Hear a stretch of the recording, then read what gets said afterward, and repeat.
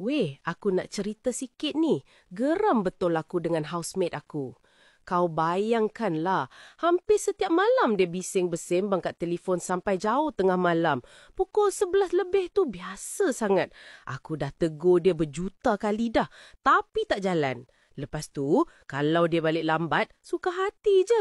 Hempas-hempas pintu, masak lauk macam nak buat kenduri pukul 2 pagi. Langsung tak fikir pasal orang lain. Itu belum cukup lagi. Dia pernah gaslight aku, tuduh aku curi dan rosakkan barang-barang peribadi dengan perkakas rumah aku. Kalau kira-kira, dekat 1K juga rugi aku. Lepas tu, suka perli-perli aku sebab aku tak kuat agama macam dia. Kononnya dia tu Kristian yang alim sangat lah. Lepas tu kan, aku dapat tahu dia ada saman speeding, saman lampu merah dan kereta dia tak ada road tag dengan insurans. Dah lah tu, dia suka parking kereta sampai menghalang jalan masuk rumah dalam sekaki dua. Jadi, aku pun mulakanlah projek aku.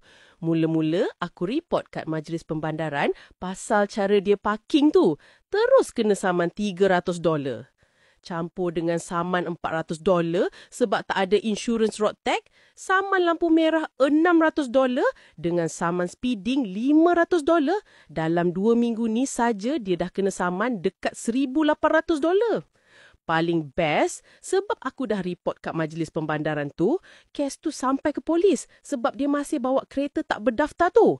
Apa lagi? Terus kena sita kereta dia dan kena lagi satu saman $800 sebab kesalahan berulang.